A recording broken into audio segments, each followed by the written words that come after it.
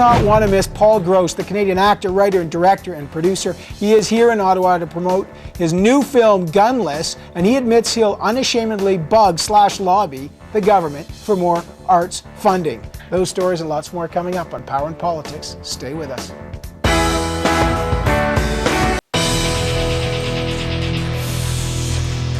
Well, it's a look at the Wild West through good old Canadian eyes. The new film, Gunless, stars well-known Canadian actor, writer, and director Paul Gross as an American outlaw, but he finds it difficult to scare up a gun when he winds up in a friendly British Columbia town. Now, the comedy premieres in Ottawa tonight. Lots of politicians are going to be there. It's going to be a big scene of power brokers. Let's take a quick peek. Flowers, by the way. Doc tells me we're dining partners. Just great. Dylan is incredibly romantic. Tell you what, I'd kill for some more potatoes. You ain't from around here, are you? America. He's a gunslinger without a fight. I'm calling you out. I'm joined now by a young actor, an up-and-coming actor named Paul Gross. Hi, Paul. Hi, Evan. Did you just start today? You're here to premiere your new movie, Gunless, a Western without guns. What the heck is a Western doing without guns? Isn't Western should be guns? No. Evan, you're quite wrong. Of course. Of course. As always. No, this is like a spaghetti Western, only it's kind of spun a little bit, so it's sort of a rigatoni Western almost.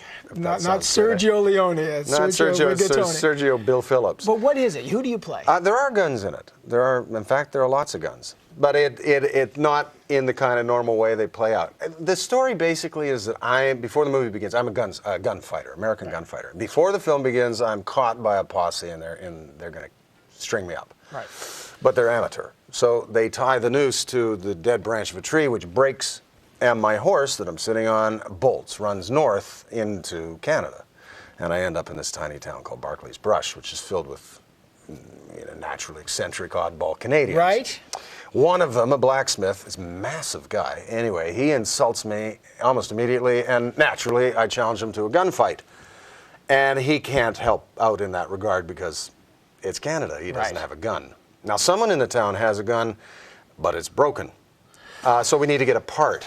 But that has to be ordered in, and that's going to take 2 weeks. So you can kind of see how. So there's now this you shoot this in Alberta now. No, well, Soyuz, BC. Oh, Soyuz, BC. Yeah. Oh, it was the northern edge of the Sonoran Desert. Pokes up there. But how realistic a portrayal of this? I mean, of course, it's a comedy, but Canada, there are lots of guns and hunters in Canada. Mm-hmm. You know this as well as I do. Well, the townsfolk have long guns. Right. They don't have handguns. Long guns. Mm-hmm. You're opening up the discussion here. You wanted to talk about the long gun registry. Well, because this is what we are talking. When we talk about guns here in Ottawa, it's the debate about ending the long gun registry. The police chiefs say it's a useful tool. The Conservatives say it's been a billion-dollar boondoggle, and it targets hunters and people who use guns, all over very safely. I don't really see why it's such a burden to go and register a gun. It doesn't prevent you from hunting. You just register it. Although I do have a funny anecdote. My father, who's in the military, was given as a present by, I think when he took command of the RCDs, somebody gave him a gun. It was a Lee Enfield had been used in the Boer War, and it didn't have a serial number. And being a good citizen and living in Alberta at the time, he thought, well, I'll try and go and register. Because we had guns at our farm. So he tries to go and register this. He says, we need your serial number. He said, well, it doesn't have one. Well, you have to register it. But okay, but it doesn't have. But you have to have. So it just went round and round and round in circles. So he thought, "Oh, forget it." And he took it home. I'm not sure where that gun is now. But maybe I have it, Evan. Well. And the other question is, have they not already spent the money on the long gun registry? Well, I mean, is this recoverable money? No, it's not recoverable money. Well, then what's the problem? Just keep it going. But the question is people just like your father? I mean, what if people do have guns? They can't register them. It doesn't have to have a registration number. I mean, they just have to register that they own them. But, I mean, do you feel, you've done Passchendaele, you're doing Gunless. I mean, there's some people say that the movies like this celebrate kind of guns. Passchendaele celebrates guns? I suppose so. No, but no, that seemed like a fun place to be. Not celebrates war, but the notion, that this is part of our culture, part of who we are, and we have the right to bear them, and they've been crucial to us. Obviously, well, I think with Gunless, really, it's actually not so much about guns; it's about respective mythologies. I mean, the American mythology, which was really invented, this is not, the Wild West was an invention, at least the Western, an invention of Eastern European immigrants in the 30s. They were as settled by law as we were. I mean, this is all kind of mythology.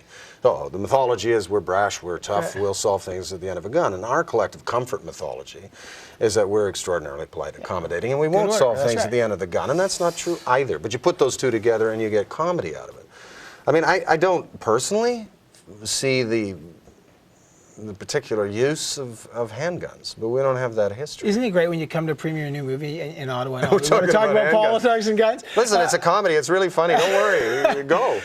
Do you feel, because you've been one of the most successful writers, directors, and actors in Canada, I mean, you know, there's a certain amount of power that comes with that to lobby on behalf of, you know, to speak out on behalf of artists, on behalf of Canadian culture. Do you feel that burden as your success increases to kind of wear that political side or not?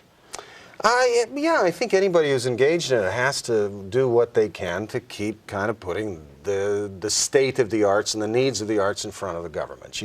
But that's the transaction. In order to get to do what I get to do, which is a pretty privileged position, it's very lucky, I have to keep kind of bugging them. So will you bug them tonight? Because I know there's going to be a premiere, the Minister of Canada. Yes, I've got to bug them, and they know I'm going to bug them, and you know, that's all the trade. Well, that's lobbying. Yeah, but what I'm willing to trade. Be careful with that word around here now. Yes, as I'm not registering. I don't. This is your bugging. You're not a registered. No, I'm a bugger. Bugger.